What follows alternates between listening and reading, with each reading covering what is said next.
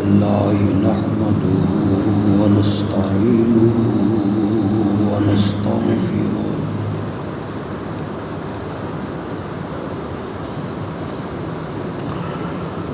ونعوذ بالله من شرور أنفسنا ومن سيئات أعمالنا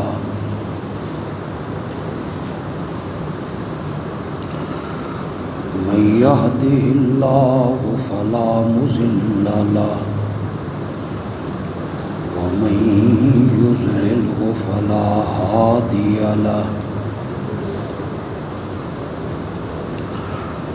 وأشهد أن لا إله إلا الله وحده لا شريك له وأشهد أن محمدًا عبده ورسوله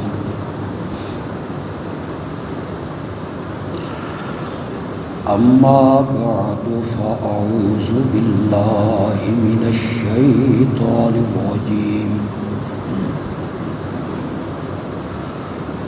بسم الله الرحمن الرحيم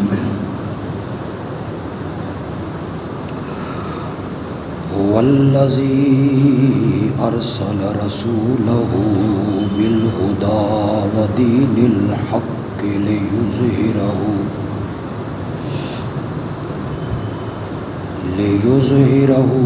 على الدين كله وكفى بالله شهيدا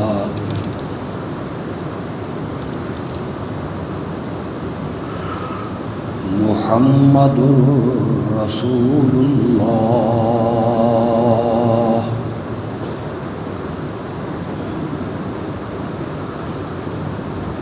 والذين معه أشداء على الكفار رحماء بينهم تراهم ركعا سجدا يبتغون فضلا من الله ورضوانا سيماهم في وجوههم من أثر السجود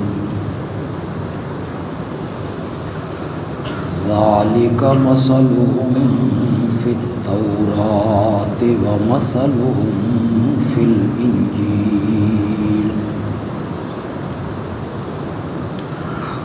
اللهم صل على سيدنا ومولانا محمد النبي الأمي وعلى آله وأصحابه وأزواجه وآل بيته وبارك وسلم ثم صل عليه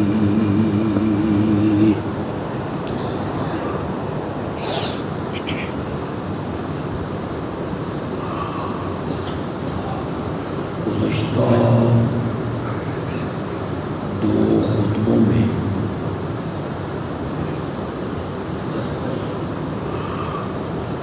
امیر المومنین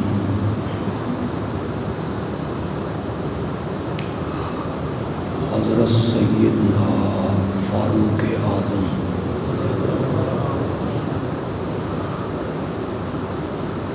رضی اللہ عنہ کی سیرت اور ان کی عظمت کے متعلق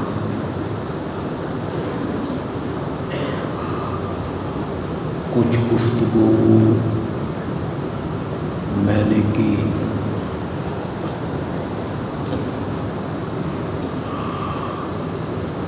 اللہ رب العزت نے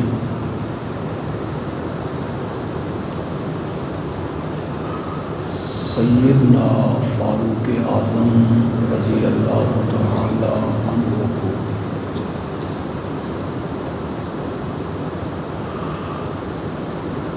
اتنی خوبیوں کے ساتھ نوازا تھا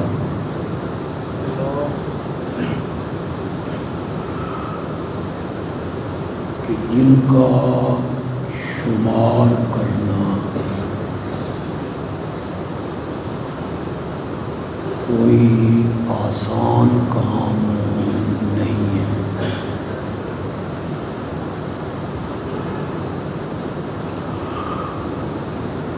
نبی اکرم صلی اللہ علیہ وسلم کا ایک ارشاد ہے،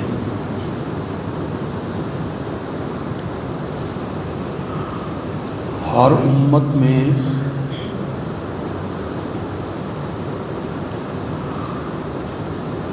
کچھ لوگ ایسے ہوئے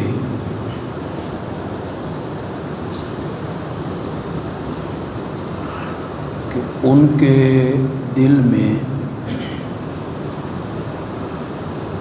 اللہ کچھ باتیں الہام کرتا تھا، ڈالتا تھا، اور میری امت میں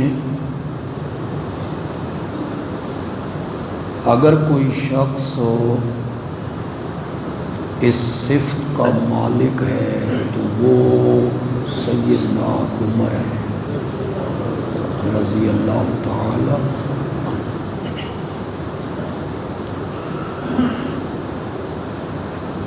بارہا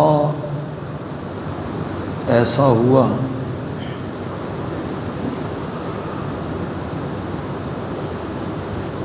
کہ جو وحی اترنی تھی،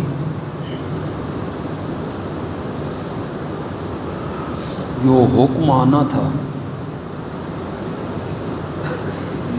حضرت عمر کی رائے اس وحی کے مطابق ہو۔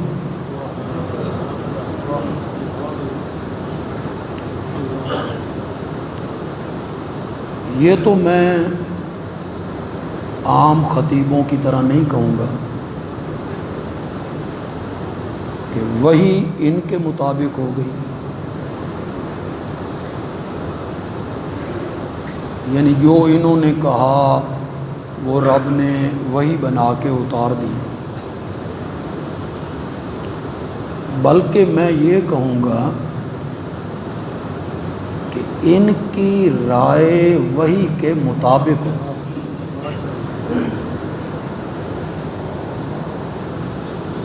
جو انہوں نے رائے دی، مشورہ دیا،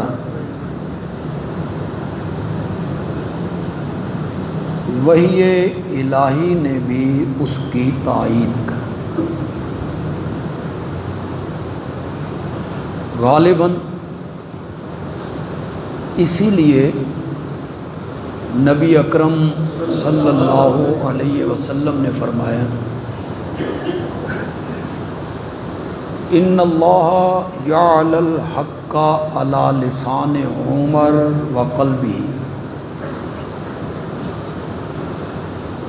اللہ نے حق کو عمر کی زبان پہ بھی جاری کر دیا، عمر کے دل میں بھی ڈال۔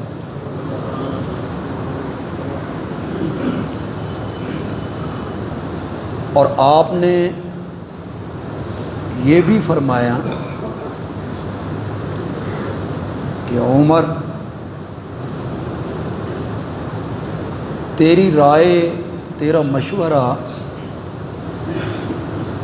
وحی الہی کے موافق ہو جاتا ہے، لگتا ایسا ہے جیسے تو اللہ کی زبان ہو، کہ جو مشورہ اور جو رائے تیری ہوتی ہے اللہ کی وحی اس رائے کی تائید کر دیتی۔ یہ جو ان کے لیے فاروق کا لقب ہے، فاروق کہتے ہیں حق و باطل میں فیصلہ اور فرق کرنے والا۔ تو یہاں بھی حضرت عمر کے فیصلے کی تائید وحی الہی نے کی تھی جب آپ کا لقب فاروق ٹھہرا۔ بڑا مشہور واقعہ ہے، میں اس کو ذکر نہیں کرنا چاہتا۔ یہودی اور منافق کے اس جھگڑے میں نبی اکرم صلی اللہ علیہ وسلم نے یہودی کے حق میں فیصلہ کر دیا۔ وہ حق بجانب تھا، اور یہ جو کلمہ گو تھا یہ صحیح نہیں تھا، اس کا موقف غلط تھا۔ تو وہ کلمہ گو کہنے لگا کہ فیصلہ تو ہو گیا ہے، چلو اس کی توثیق کروا لیتے ہیں حضرت عمر سے رضی اللہ تعالی۔ اس کے دل میں یہ خباثت تھی، یہ خیال تھا کہ حضرت عمر ذرا جلالی طبیعت کے، یہود سے انتہائی متنفر ہیں، میں کچھ بھی ہوں کلمہ تو پڑھتا ہوں، کچھ نہ کچھ وہ میری طرفداری کریں گے اور کوئی راستہ نکلے گا۔ یہودی حیران ہوا کہ جس نبی کا کلمہ پڑھتے ہو اس نبی کے فیصلے کے بعد آپ کسی اور کے پاس جانا چاہتے ہیں، تو چلیں حضرت عمر کے پاس۔ یہودی نے کہا جی فیصلہ کرنے سے پہلے میری ایک بات سنیں، جس نبی کا کلمہ آپ بھی پڑھتے ہیں اور یہ بھی پڑھتا ہے، اس نبی نے فیصلہ میرے حق میں کیا ہے، یہ اس پر مطمئن نہیں ہوا، مجھے آپ کے دربار میں لے آئے۔ حضرت عمر نے اس منافق سے پوچھا کہ یہ بات صحیح ہے جو یہودی کہہ رہا ہے؟ اس نے کہا جی بات تو ایسے ہی ہے۔ فرمایا ٹھہرو میں تمہارا فیصلہ ابھی کرتا ہوں۔ گئے، تلوار اٹھائی، منافق کی گردن قلم کی اور یہ کہتے ہوئے قلم کی ہاکذا اقضی بمن لم یرض بقضاء محمد صلی اللہ علیہ وسلم، جو میرے نبی کے فیصلے پر راضی اور مطمئن نہیں ہوتا اس کا فیصلہ عمر کی تلوار کرے گی رضی اللہ تعالی۔ منافقین نے مشورہ کیا کہ قسمیں اٹھا دو دربار نبوی میں جا کے کہ ہم کوئی فیصلہ کروانے نہیں گئے تھے، ہم تو صلح کے لیے گئے تھے کہ ہمارے درمیان وہ صلح کی کوئی صورت پیدا کریں، اور انہوں نے ایک مومن کو قتل کیا ہے، لہذا ہمیں قصاص دلوایا جائے۔ معاملہ بڑا عجیب تھا۔ عدالت ہے محمد عربی صلی اللہ علیہ وسلم کی، جہاں اپنا پرایا نہیں دیکھا جاتا۔ عدالت اس کی ہے جنہوں نے کہا تھا لو سرقت فاطمہ بنت محمد لقطعت یدہا، یہ تو تمہارے قبیلے کی فاطمہ ہیں، میرے جگر کا ٹکڑا فاطمہ بھی چوری کرتی تو میں اس کے بھی ہاتھ کاٹ کے رکھ دوں۔ وہاں عدل ہے، وہاں اپنے پرائے کی کوئی تفریق نہیں ہے، وہاں کنبہ پروری اور اقربا پروری نہیں ہے جیسے ہمارے حکومتوں میں ہوتا ہے۔ اگر ان کا قصاص کا مطالبہ مان لیا جائے تو کیا حضرت عمر کی گردن قلم کی جائے گی قصاص میں؟ پریشان بھی ہیں، مسلمان بھی پریشان ہیں۔ ان کا دعویٰ یہ ہے کہ انہوں نے ایک مومن کو قتل کیا ہے، ایک ایماندار آدمی کو قتل کیا، یہ دعویٰ ہے ان کا۔ اس بنا پہ فیصلہ ہونا ہے قصاص کا۔ بس ابھی میرے نبی نے فیصلہ نہیں کیا کہ جبریل وہی لے کر اتر پڑے، اور بڑا خوبصورت انداز اپنایا قرآن نے، فلا وربک۔ اللہ نے قرآن میں بڑی قسمیں اٹھائی، زمانے کی قسم اٹھائی ہے، تین کی اٹھائی ہے، زیتون کی اٹھائی ہے، بلد امین کی اٹھائی ہے، فجر کی اٹھائی ہے، 10 راتوں کی اٹھائی ہے، ضحیٰ کے ٹائم کی اٹھائی ہے، رات کے اندھیرے کی قسم اٹھائی ہے، ستاروں کی قسم اٹھائی ہے، گھوڑوں کے ٹاپوں کے نیچے سے نکلنے والے غبار کی قسم اٹھائی ہے، والعادیات ضبحا، والعادیات ضبحا فالموریات قدحا فالمغیرات صبحا فأثرن به نقعا۔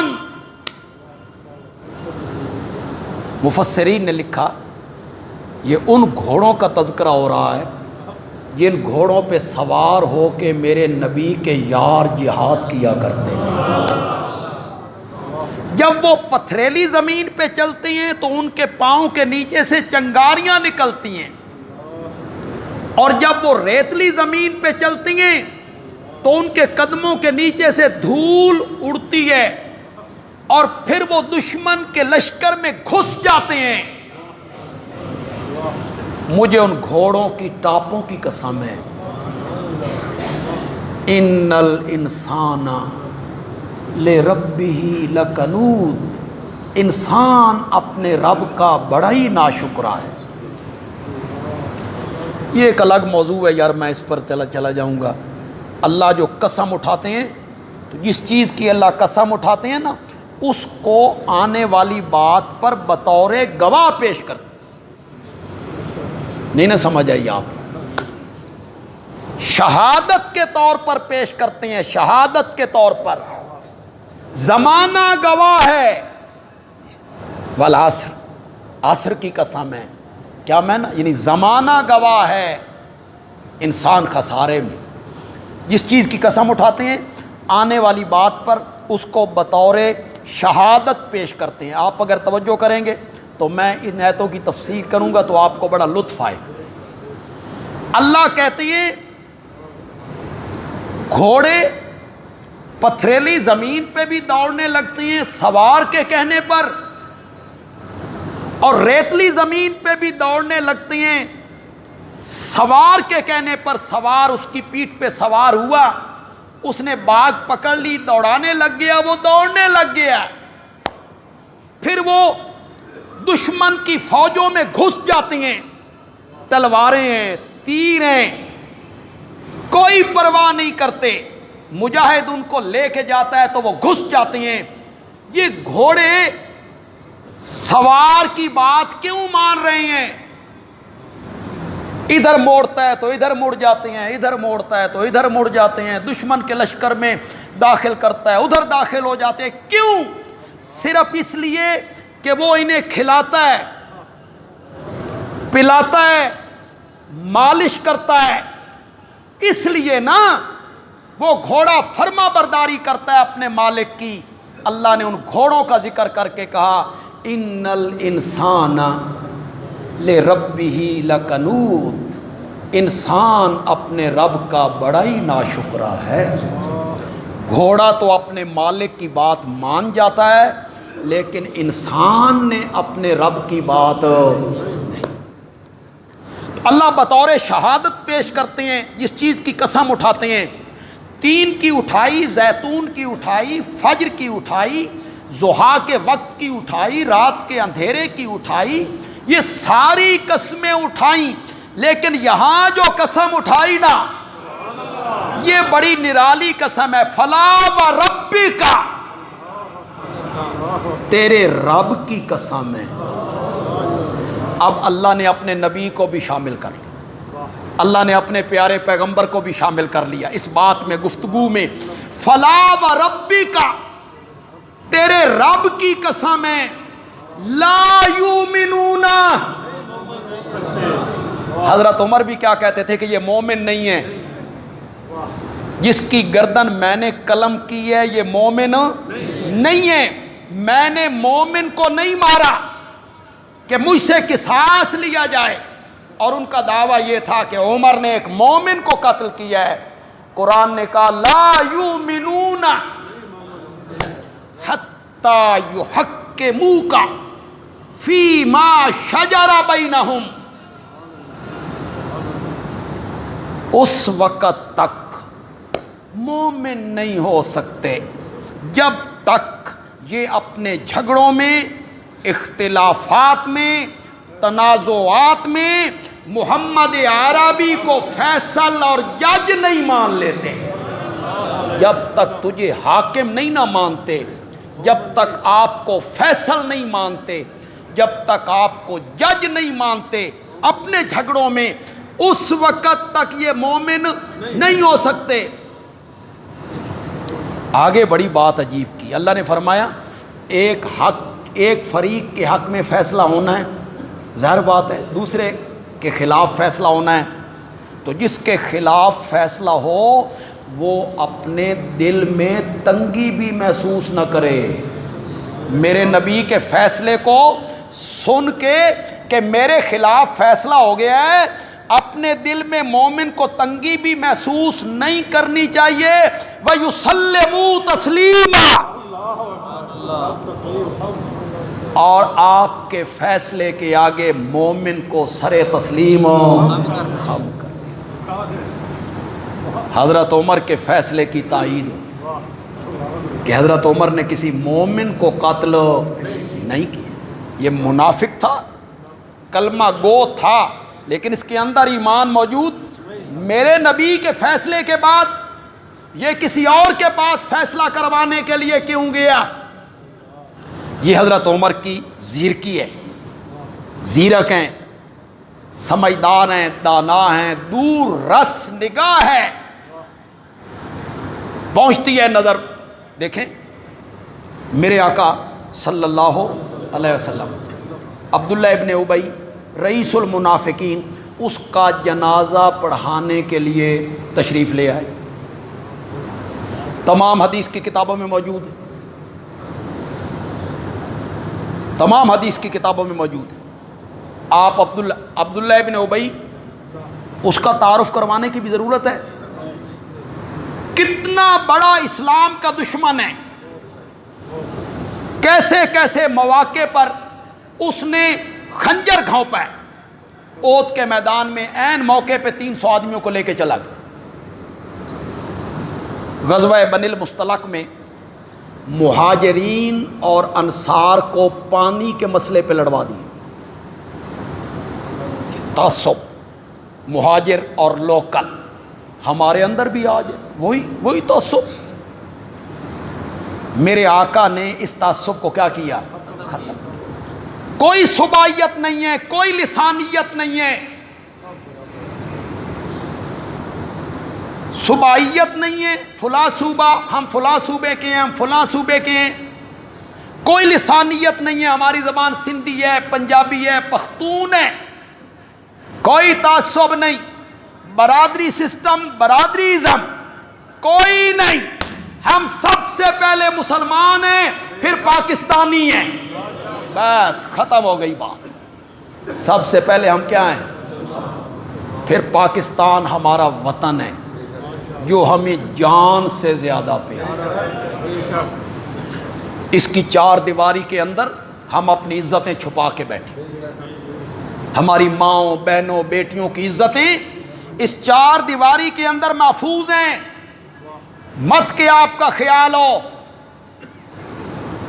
جو لوگ نہیں نہ سمجھ رہے اس بات کو، افراتفری کا ماحول پیدا کرتے ہیں، دہشت گردی کا ماحول پیدا کرتے ہیں، فرقہ واریت کا ماحول پیدا کرتے ہیں، مسلک کے نام پہ ایک دوسرے کو لڑوانے کی کوشش کرتے ہیں، یا صوبائیت کے نام پر لڑوانے کی کوشش کرتے ہیں، وہ ملک کی بنیادیں کمزور کرنا چاہتے ہیں، کمزور کرنا چاہتے ہیں۔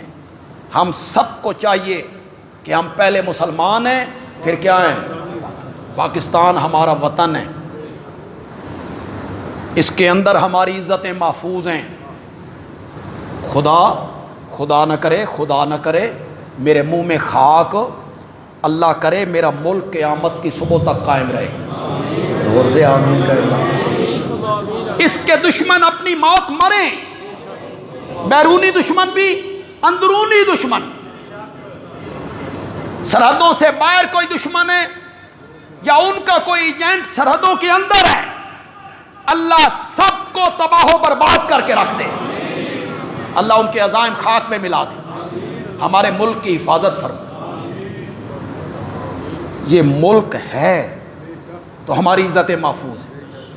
خدا نہ خواستہ میرے منہ میں خاک، اگر یہ ملک نہ رہا نا تو ہماری عزتیں محفوظ ہو۔ یہ سمجھے کہ بیٹیوں بہنوں کی پھر عزتیں محفوظ رہیں گی، پھر ہندو اور سکھ اٹھا کے لے جائیں گے۔ یہ ملک ہے تو عزتیں محفوظ ہیں۔ اس کے لیے ہر مسلک کے عالم کو سوچنا ہوگا، ہر مسلک کے خطیب کو سوچنا ہوگا کہ وہ ایسی گفتگو نہ کرے جس سے نفرتیں پھیلیں، ایسی گفتگو نہ کرے جس سے جذبات مجروح ہوں لوگوں کے، ایسی گفتگو نہ کرے۔ علماء سے توقع ہے، اپیل بھی ہے، سیاستدانوں کو کون سمجھائے گا؟ وہ تو قومی اسمبلی میں ایک دوسرے پہ کرسیاں چلا رہے، ایک دوسروں کو ماؤں بہنوں کی گالیاں نکال رہے ہوتے ہیں۔ انا للہ، کس مقدس جگہ پہ ہو بھائی؟ پارلیمنٹ بھی یہ ایک مقدس جگہ ہے نا، یہاں آئین تشکیل پاتا ہے، یہاں آئین میں ترمیمیں ہوتی ہیں، مقدس جگہ ہے۔ اس مقدس جگہ پہ ایک دوسرے کو ماؤں بہنوں کی گالیاں نکالتے۔ گالی نکالنا شرفاء کا کام نہیں ہوتا۔ شریف لوگ دشمن کو بھی گالی نہیں دیا کرتے، شریف لوگ گالی نہیں دیا کرتے، شریف لوگ گالی ادفع باللتی ہی احسن، قرآن نے کہا ادفع باللتی ہی احسن، برائی کو دور کرو، احسن، بولو تو صحیح ہے، برائی کے بدلے میں اچھائی کرنا یہ کمال ہے، یہ کمال۔ اچھائی کے بدلے میں اچھائی کرنا کون سا کمال ہے بھائی؟ کوئی گالی دے اسے سن کر حوصلہ کرنا، یہ کمال۔ تو عبداللہ ابن ابی نے صحابہ کو لڑوا دی۔ مسئلہ کیا پیدا کیا؟ پانی کا مسئلہ۔ مہاجر اور انصار قریب تھا کہ تلواریں نکل آتی۔ جرم دیکھو اس کا، کس کس جگہ پہ اس نے خنجر نہیں گھونپا۔ ام المومنین سیدہ عائشہ صدیقہ پر بہتان کا مسئلہ ہو، یہی بندہ سب سے آگے نظر آتا ہے، اس نے اچھالا اس بات کو۔ لیکن چونکہ کلمہ پڑھتا تھا، اس کی رعایت کرتے ہوئے میرے آقا اس کا جنازہ پڑھانے کے لیے تشریف، کلمہ گو ہے، کلمہ پڑھتا ہے، نمازیں پڑھتا ہے، میرے آقا جنازہ پڑھانے کے لیے تشریف لائے۔ آگے جو بڑھے نا تو فاروق اعظم نے دامن کو پکڑا، کس کا جنازہ؟ اس نے یہ کیا، یہ کیا، یہ کیا، یہ کیا، فلاں جگہ پہ، فلاں جگہ پہ، فلاں جگہ پہ۔ میرے آقا نے فرمایا عمر، میں اس کی زیادتیوں کی طرف دیکھوں یا اپنی رحمت کی طرف دیکھوں؟ میری رحمت کا تقاضا ہے، مجھے رب نے منع نہیں کیا ہے، مجھے رب نے منع نہیں کیا ہے۔ مجھے رب نے کہا ہے ان کے لیے بخشش مانگ یا نہ مانگ، 70 بار بھی مانگ تو میں نے ان کو معاف نہیں کرنا، منع نہیں کیا رب نے صاف لفظوں میں۔ تو جب تک رب منع نہ کرے تو مجھے جنازہ پڑھا لینے دے۔ بعض روایات میں آیا آپ نے جنازہ پڑھا دیا، بعض روایات میں آیا ابھی آپ نے جنازہ نہیں پڑھایا۔ فاروق اعظم نے جو بات کہی رب نے وہی اتاری، وَلَا تُصَلِّ عَلَيْهِمْ وَلَا تُصَلِّ عَلَيْهِمْ مِنْهُمْ مَاتَ أَبَدًا، ان میں سے منافقوں میں سے کوئی مر جائے نا تو میرے پیغمبر ان کے لیے نماز جنازہ نہیں پڑھ۔ وَلَا تَقُمْ عَلَىٰ قَبْرِهِ، اور اس منافق کی قبر پر دعائے مغفرت کرنے کے لیے بھی نہیں آنا، نہیں ٹھہرنا، جنازہ بھی اس کا نہیں پڑھنا۔ جو عمر نے فرش پہ کہا وہی الہی نے اس کی کیا کر دی۔ یہ بڑی خوبی ہے، یہ بڑا دانائی ہے، فہم ہے، ذکاوت ہے۔ حضرت عمر کہتے ہیں یا رسول اللہ، یہ جو آپ کی ازواج ہیں امہات المومنین ہیں اور ہماری مومنوں کی خواتین ہیں، یہ بغیر پردے کے جب باہر جاتی ہیں قضائے حاجت کرنے کے لیے یا کسی اور گھر میں تو منافق لوگ انہیں اچھی نظروں سے نہیں دیکھتے۔ تو میری رائے یہ ہے کہ ہماری خواتین کو پردے کے ساتھ باہر آنا چاہیے۔ اس کو کہتے ہیں غیرت۔ ابھی پردے کا حکم نہیں آیا، ابھی پردے کا حکم نہیں ہے، تدریجاً سب چیز نازل ہوئی نا، تدریجاً نازل، پردے کا حکم نہیں ہے۔ تو میرا دل کرتا ہے کہ ہماری خواتین کو اس طرح باہر نہیں آنا چاہیے۔ غیرت کی بات آئی تو سنیے گا، نبی اکرم صلی اللہ علیہ وسلم جب معراج پہ گئے نا تو جنت میں ایک مکان دیکھا جو ایک موتی کا بنا ہوا، بہت خوبصورت۔ فرمایا اس سے خوبصورت مکان میں نے کوئی نہیں دیکھا۔ میں نے جبریل سے پوچھا یہ کس کا ہے؟ اس نے کہا ایک عربی کا ہے۔ میں نے کہا میں عربی ہوں۔ اس نے کہا ایک قریشی کا ہے۔ میں نے کہا میں قریشی بھی ہوں۔ ما یا جبریلو، راستے سے ہٹو، میں اندر جا کے دیکھنا چاہتا ہوں۔ اے مکان اندروں بھی ایڈا ہی سونا ہے جتنا باہر سے نظر آ رہا ہے۔ جبریل امین نے کہا مہما یا رسول اللہ، اللہ کے پاک پیغمبر ٹھہریے، یہ مکان آپ کا نہیں، خطاب کے بیٹے عمر کا ہے۔ یہ نبی پاک نے حضرت عمر کو آ کے بتایا، فرمایا میں نے تیرے محل کے دروازے پر ایک لونڈی کو دیکھا، وہ موجود تھی۔ میرا دل تو کرتا تھا کہ میں وہاں جاؤں اور مکان اندر دیکھ کے آؤں، پر عمر تیری غیرت کا خیال آ گیا ہے، تیری غیرت کا۔ تو حضرت عمر کہتے ہیں یا رسول اللہ میں نے آپ پر غیرت کرنی تھی، تو غیرت کا تقاضا تھا نا کہ مسلمانوں کی عورتیں بغیر پردے کے باہر نہ آئیں۔ نبی پاک نے فرمایا عمر قانون بنانا میرا کام نہیں، قانون نافذ کرنا میرا کام ہے، بنانے والا عرش والا ہے، وہاں سے بنتے ہیں قانون، میں نے نافذ کرنے ہیں۔ حضرت عمر کی یہ تمنا ہے، آرزو ہے کہ مومنوں کی عورتیں بغیر پردے کے باہر نہ نکلے۔ باہر آئیں تو پردہ کر کے آئیں۔ پھر حضرت عمر کی یہ آرزو اور یہ تمنا جو تھی، وحی الہی نے اس کی تائید کی۔ یا ایھا النبی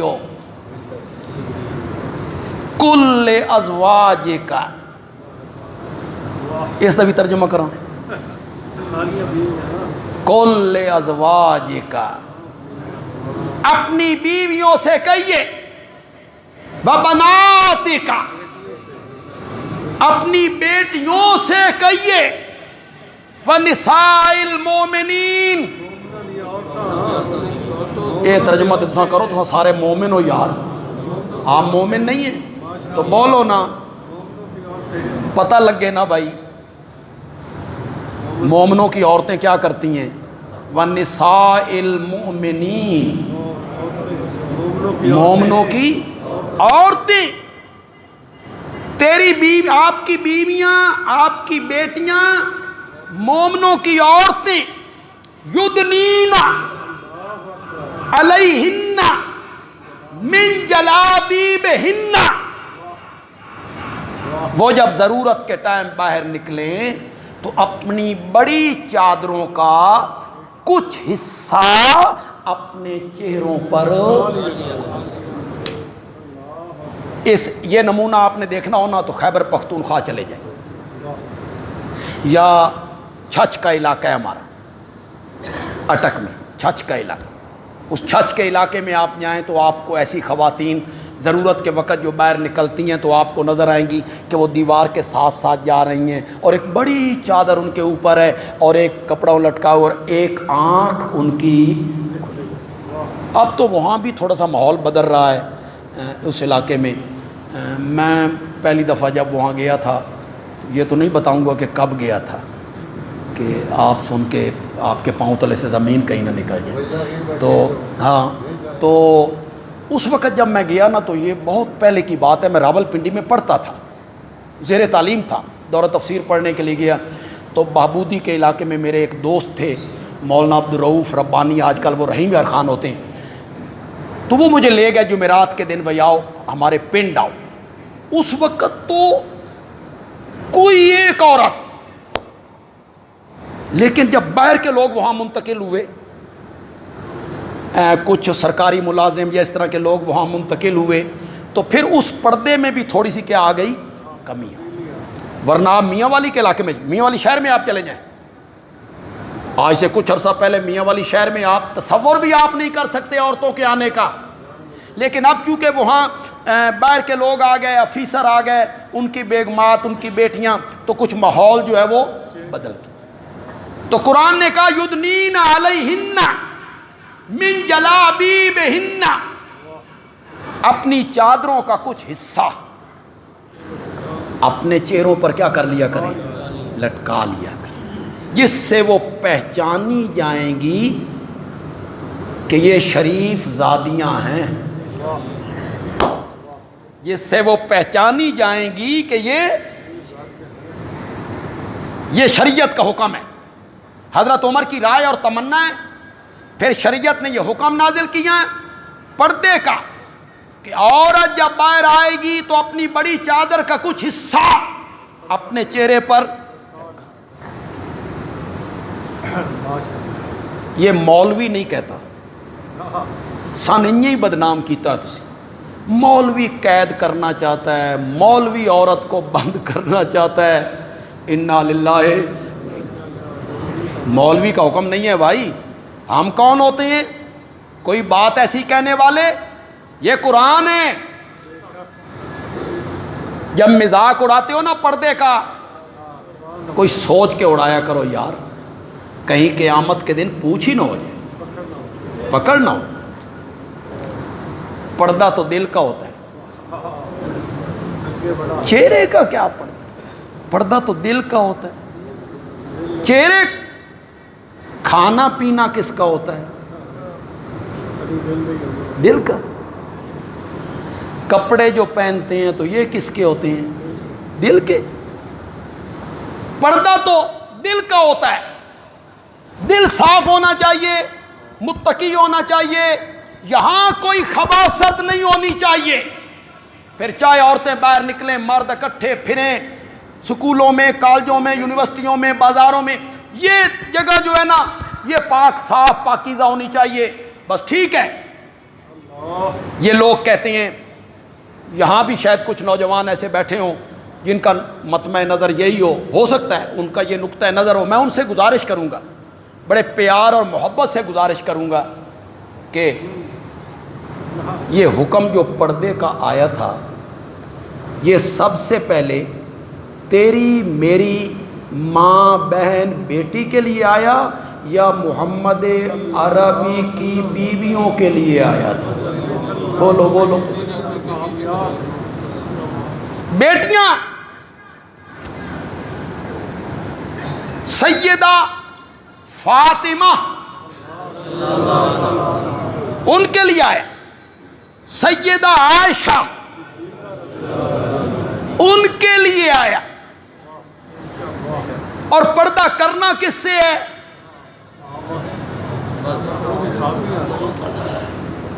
بس میرا نظر پہ گئے تھے، بس جاگ جاؤ. نہیں تو ہی جاگ، نجیب اللہ تو ہی جاگ. ساری سوشل میڈیا دی ٹیم ہی ستی پئی.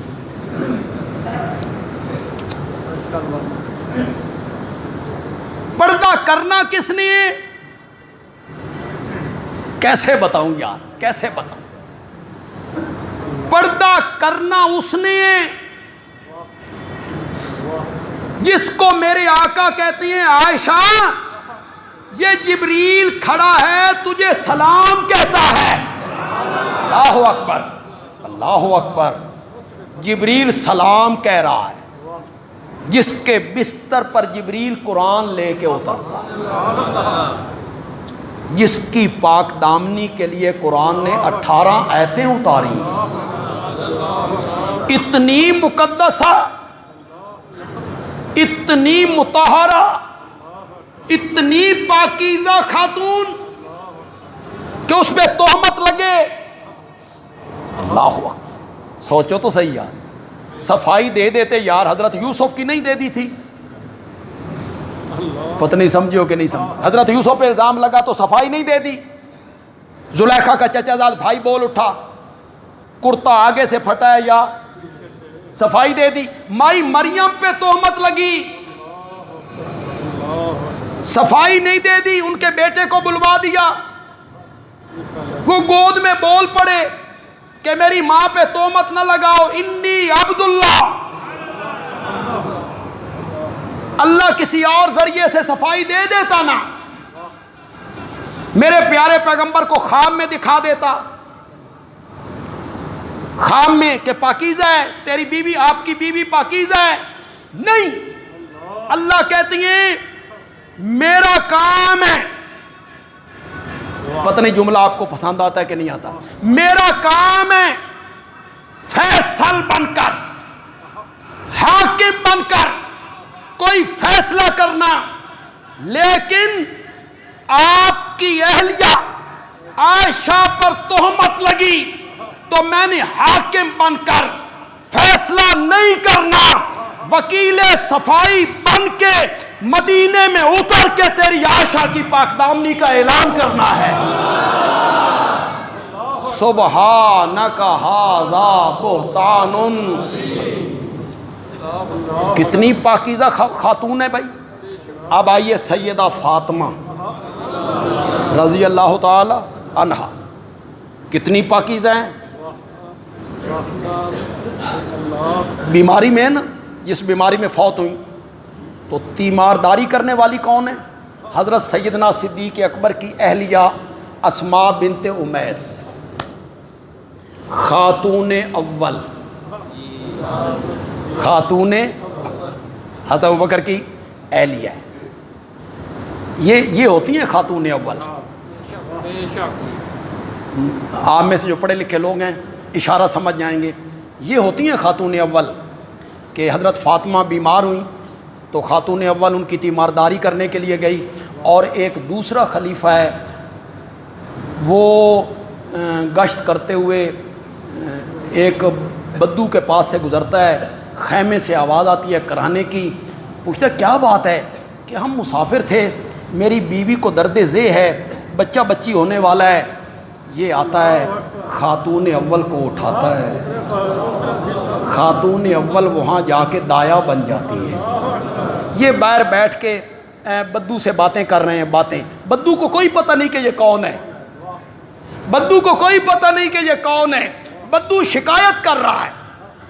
اندر سے آواز آئی، امیر المومنین اپنے دوست کو خوشخبری دو، اللہ نے اسے بیٹے سے نوازا ہے۔ اس نے امیر المومنین کا لفظ سنا تو اس کے پاؤں تلے سے سیدہ فاطمہ آخری وقت بیماری ہیں تو رو پڑی۔ حضرت اسماء نے پوچھا کیوں رو رہی؟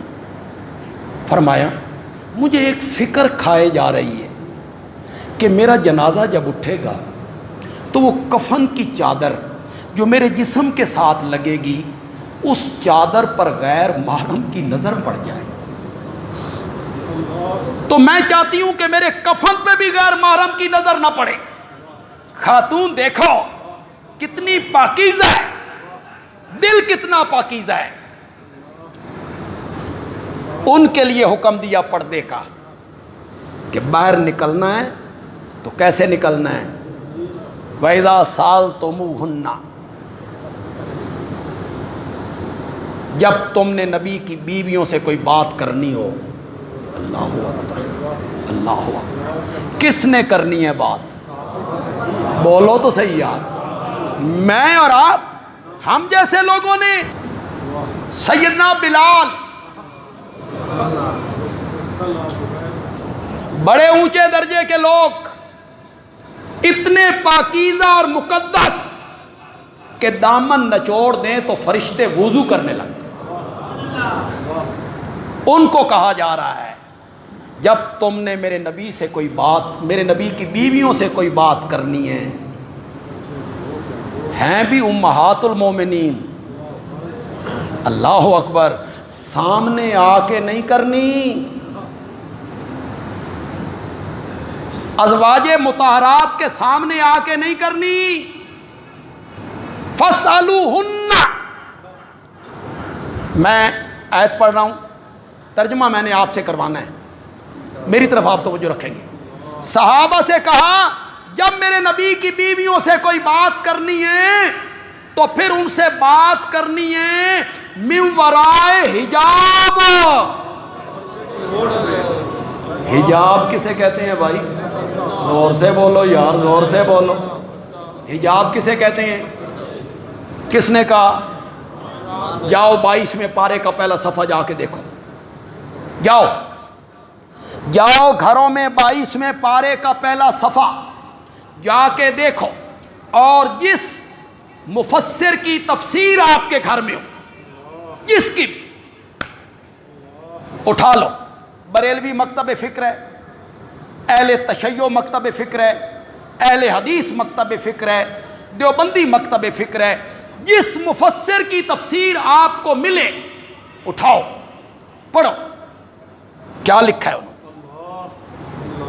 نبی کی بیویوں سے کوئی بات کرنی ہے، کوئی چیز مانگنی ہے، سامنے نہیں آنا، من ورائے حجاب، بولو تو صحیح یار، من ورائے۔ آج مینار پاکستان میں 14 اگست کو کیا ہوا؟ کیا ہوا؟ ایک عورت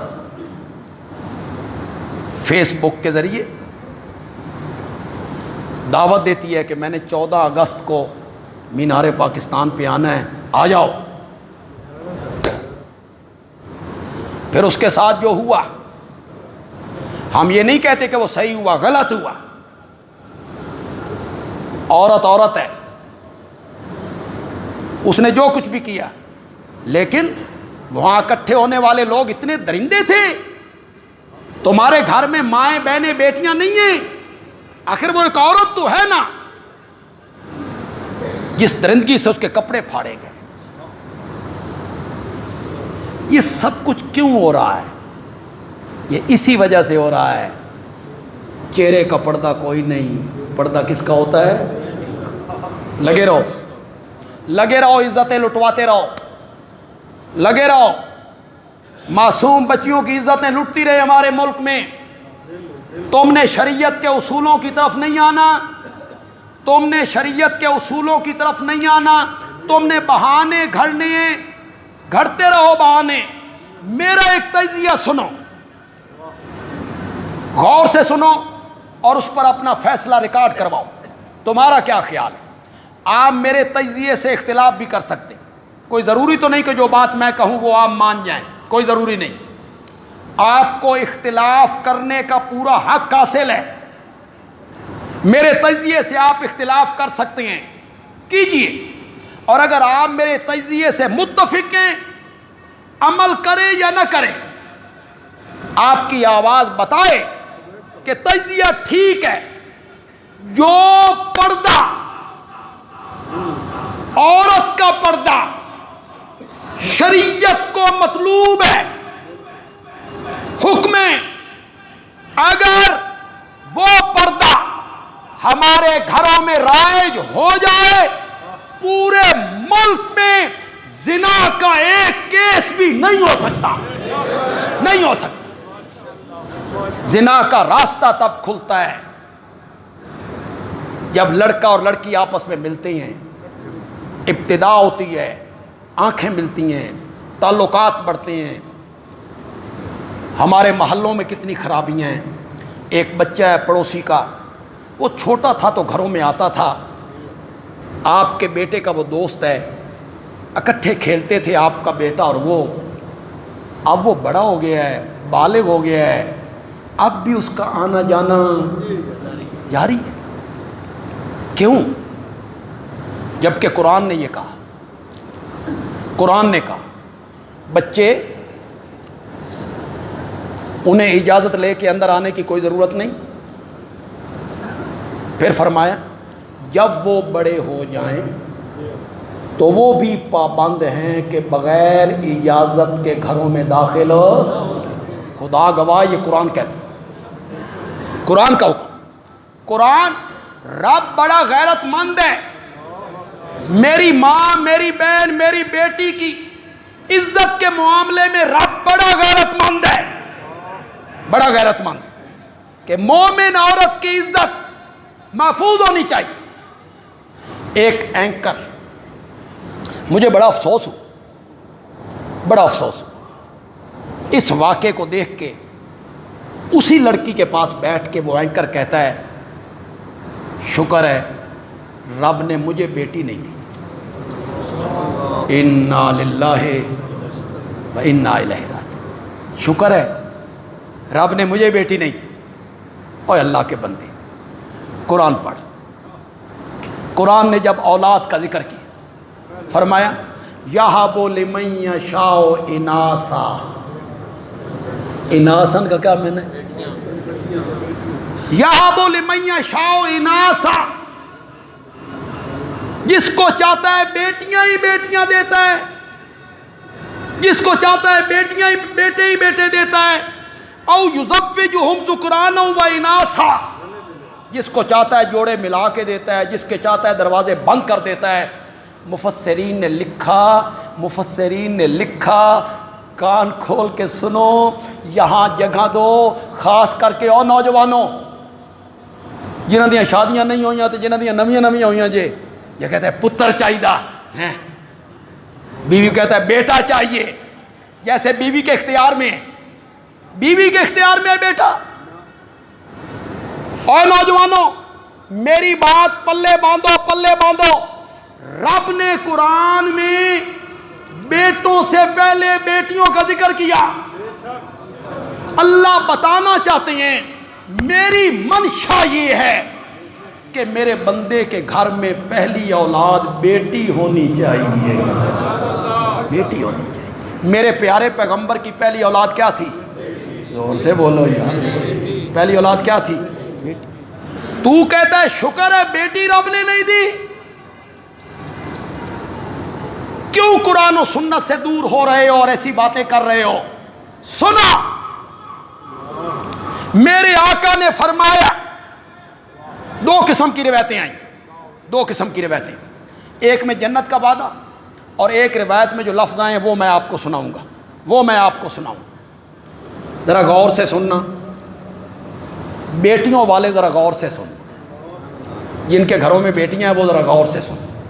میرے آقا نے فرمایا میرے جس امتی کے گھر میں 3 بیٹیاں ہوئیں اس نے بیٹوں کی طرح چاہا،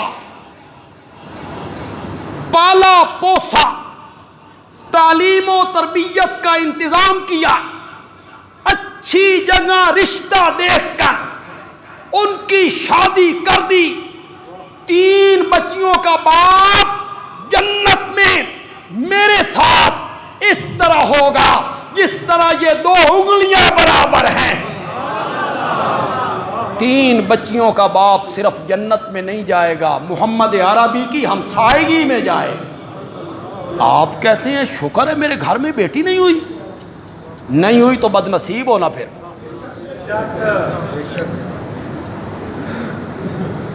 حضرت عائشہ رضی اللہ تعالی عنہا فرماتی ہیں میں گھر میں تھی، ایک عورت آئی، اس کے ساتھ 2 بیٹیاں تھیں۔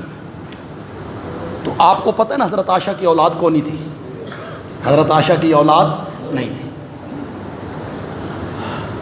تو وہ عورت بھی بھوکی ہے اور وہ بچیاں بھی بھوکی ہیں۔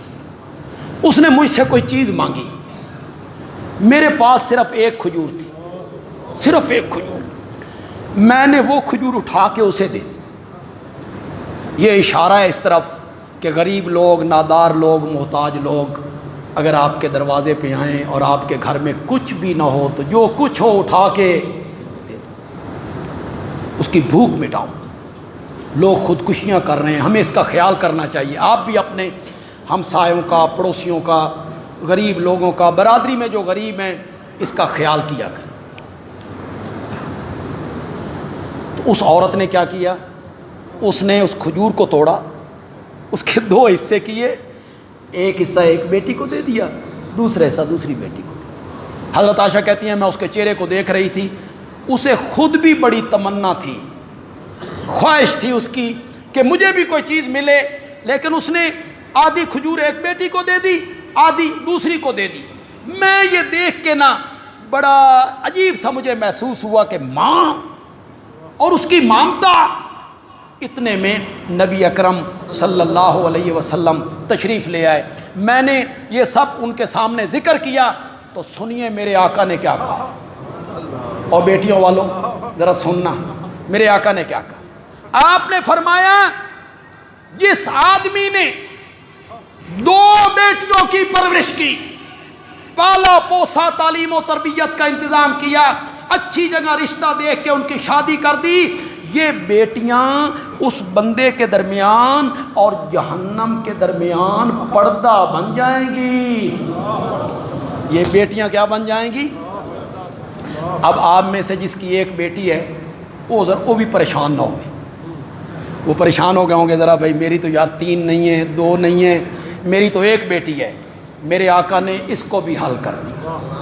جب 3 بیٹیوں کا ذکر ہوا نا، پھر 2 بیٹیوں کا ذکر ہوا تو کسی نے پوچھا یا رسول اللہ جس کی ایک بیٹی ہو اس کے لیے آپ نے فرمایا جس نے ایک بیٹی کی پرورش کی، تعلیم و تربیت کا انتظام کیا، بیٹوں کی طرح محبت کی، ایک بیٹی کا باپ بھی جنت میں میرے ساتھ کھڑا ہو۔ آج میں نے جو بیان کیا وہ حضرت عمر رضی اللہ تعالیٰ عنہ کا ایک خاص صفت کہ وہ ان کی رائے بسا اوقات وحی الہی کے کیا ہو گئی مطابق، اللہ نے وحی اتار دی۔ یہ مضمون انشاءاللہ اس کے ساتھ جو ضمنی مضامین ہوتے ہیں وہ بھی ساتھ چلیں گے۔ دیکھیں محرم کا مہینہ گزرا، مہینہ تو ابھی نہیں گزرا، عشرہ گزرا، اور پورے ملک میں خاص کر کے ہمارے شہر میں، ہمارے ضلع میں کوئی ناخوشگوار واقعہ نہیں ہوا، امن سے چین سے سب کچھ طے ہو گیا۔